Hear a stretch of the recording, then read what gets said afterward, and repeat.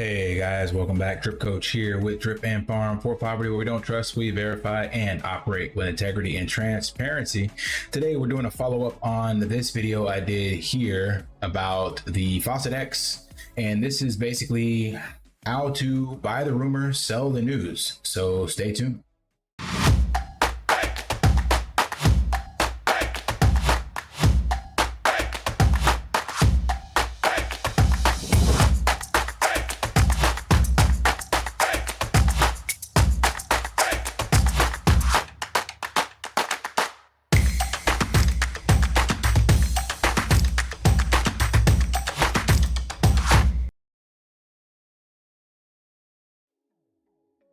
All right, so it'll be 2 days ago, I think, that this video would have been done, and it was referenced the new launch of the Faucet X and showed you guys what that was about and how to participate in it. And we had a nice little pump in the charts here when that debuted. And then basically over the last 24 hours, there's been some decent buy volume coming in, but it's still not, of course, offset by the sells. So right now, if you look at the 7-day, it comes out to almost break even. Now, what I mean by buy the rumor, sell the news, you've heard that multiple times in the TradFi trading space and also in DeFi. And basically what that means is that people who are in the know or speculate, so to speak, tend to be the ones that profit the most from events. So I can see that out here, for example, in Cambodia, there's a lot of development going on, lots of condos, sky rises, stuff like that being built. And then you just look around and see all these empty buildings. You're like, what's going on? This doesn't make any sense. Well, these are people that are buying the rumor. They know from roundtable discussions with people in the know that maybe 10 years, 15 years, 20 years, whatever, that there's going to be a lot more expats and development and all that stuff. So they're just setting the ground early. The same happens in crypto. So I showed you guys before that we had this number one whale here with 63 billion DripX tokens, and they didn't get it with the new launch of Faucet X or with any of the other developments. They did this way back early when the price to mine was the cheapest, and they didn't go for the long-term miners like 280 days. They had a different strategy. So now all their tokens are sitting liquid. Now, that exact same day I made the video, before it even debuted, I didn't realize that there were already two others that had popped into the number 3 and 4 spot. And these are or have done the exact same thing. They created their tokens and got in earlier, or way back when, or so to speak, however you want to phrase that. Now, this number 2 one is the peculiar one for me. It doesn't show any transaction history or any details in like how they accumulated tokens. I don't actually know how that worked. I've never seen a field with nothing in here when you look at the actual wallet address. That is very, very strange. Like, I don't know if BSC is just not pulling that data up. I guess I could look on another blockchain explorer, but I don't feel like it right now for this video. But that's the number 2. That's number 1. We can look at number 3, which is this one. And they will have some history in here. But again, the point of this is that it was done days ago or earlier when the project launched. So they had their transfer from the stakes and claim their DripX, and then now they're sitting with that liquid. So they didn't just decide to buy in now. They bought the rumor way back when DripX might have first launched, and maybe they're from the Titan X side and knew how this was gonna work out. I have no idea. But the point is that you can see on chain that there are people accumulating massive amounts of DripX in their wallet. And the same way you look at on-chain metrics for Bitcoin, and there's alerts for when an exchange or someone moves tokens from their wallet to an exchange, that signals that they want to sell those tokens on the market. Well, whenever you move your tokens from the pools here to your wallet, that signals you want to sell them because you want to stay liquid. So the name of the game is liquidity, staying liquid, and not being locked into any contracts and buying into the false hopium. Yes, longer pays more, but you're always being paid out in a shit token that can inflate. So it's a gamble. And I have no idea where this will go by the end of the year or even next year or whatever. I do know the devs will keep developing for this, but the main factor that everybody has to factor in and look at is how are other people playing the game, especially ones that have sway to move the entire project. What is that? 31% in the top 5 is owned by 3 players. Hell, for all we know, this could be 1 person. I don't know. But 31% of the supply, and that's just these wallets that we know of. We've seen in other dApps or projects where there will be multiple wallets from people like this to get in early. So what does that do for the project long-term sustainability? I have no idea. As of now, at least, they've managed to cut the inflation back, but this is a point I brought up in the very beginning, and I got called a futter because I actually brought this up to Matt and he didn't want to hear it. They're like, it's fine, blah, blah, blah. But the fact that even with this cap, you still have those amount of tokens, and then those people can hold those tokens. So sure, you're staving off the daily inflation, but like this person shows you here, they have 2 days worth of the max inflation cap in this one wallet.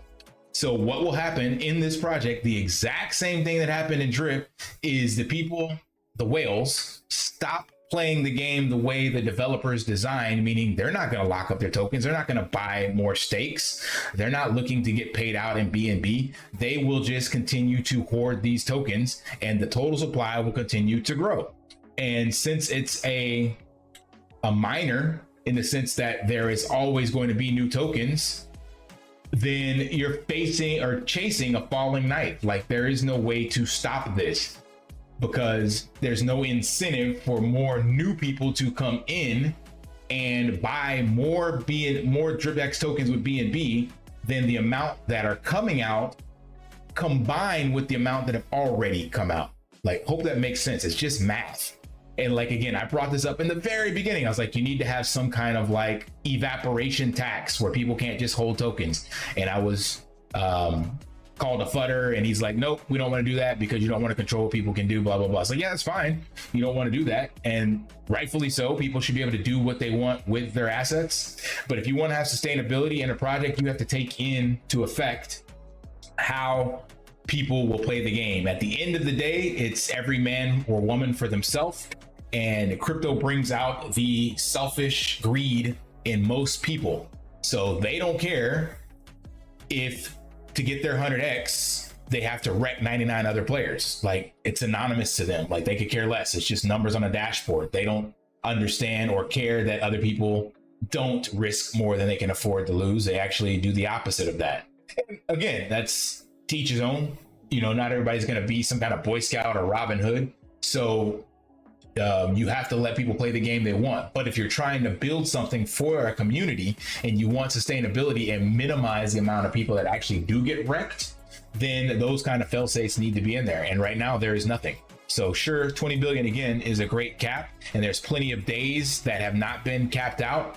But fast forward now to 185 days from now, when only 1.53 billion are minted out of the 20.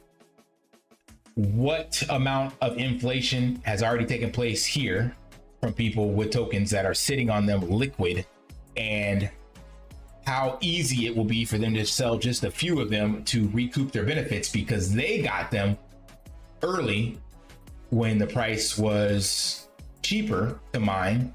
And on top of that, new people will just come in and buy the tokens freely without mining them, because mining requires you to lock up your capital because the price continues to drop. So there is no incentive for anyone that got in early to actually make any money off of this long term, because if you're locked in, by the time those tokens come available, they will be worth a lot less than what you bought them at. Remember this revolutionary project, the piggy bank? It's the exact same thing.